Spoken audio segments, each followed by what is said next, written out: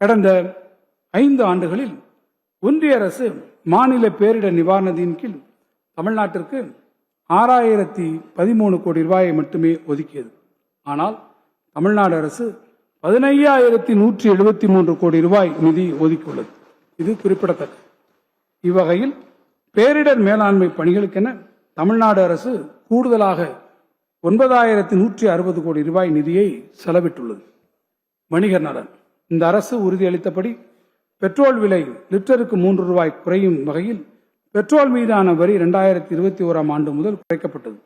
வணிகர்கள் பயனடையும் வகையிலும் முந்தைய சட்டங்களின் கீழான வரி நிலுவைகளை வசூல் செய்திடவும் நடைமுறைப்படுத்தப்பட்ட சமாதான திட்டத்தின் கீழ் 50,000 ரூபாய்க்கு மேல் நிலுவைத் தொகை இருந்த 13,118 இனங்களில் மொத்த கேட்பு தொகையில் 772 கோடி ரூபாய் தள்ளுபடி செய்யப்பட்டு 250 கோடி ரூபாய் வசூல் செய்யப்பட்டுள்ளது. இது கடந்த காலங்களில் அறிமுகப்படுத்தப்பட்ட 6 சமாதான திட்டங்களுடன் ஒப்பிடுகையில் அதிகபட்ச வசூலான திட்டமாகும். மே திங்கள் 5ஆம் நாள் வணிகர் தினமாக இந்த அரசு அறிவித்துள்ளது. தமிழ்நாடு வணிகர் நல வாரியத்தின் மறைந்த உறுப்பினர்கள் குடும்பத்திற்கு வழங்கப்படும் குடும்ப நல உதவித்தொகை 5 லட்சம் ரூபாயாக உயர்த்தப்பட்டுள்ளது. மேலும் அந்த வாரிய உறுப்பினரின் நலனுக்காக திருமண உதவித்தொகையாக 10,000 ரூபாய் மற்றும் விபத்துக்கால இழப்பீட்டு உதவித்தொகையாக 25,000 ரூபாய் வழங்கும் 2 புதிய நலத்திட்டங்கள் நமது அரசால் அறிமுகப்படுத்தப்பட்டுள்ளன. உறுப்பினர்களின் வணிக தளங்களில் ஏற்படும் தீ விபத்திற்கு வழங்கப்பட்டு வரும் இழப்பீட்டு உதவித்தொகை 20,000 ரூபாயாகவும் உயர்த்தப்பட்டு உள்ளது. நிதி மேலாண்மை. ஒரு மாநிலத்தின் பரவலான வளர்ச்சிக்கு வலுவான கடன் பொருளாதாரம் மிகவும் அவசியமாகும். உரிய நேரத்தில் ஏற்கத்தக்க விகிதத்தில் கிடைத்திடும் கடன் உதவியை கொண்டு மனித வளம் உலகெங்கும் செல்வச் செழிப்பு ஈட்டி தந்திருக்கிறது.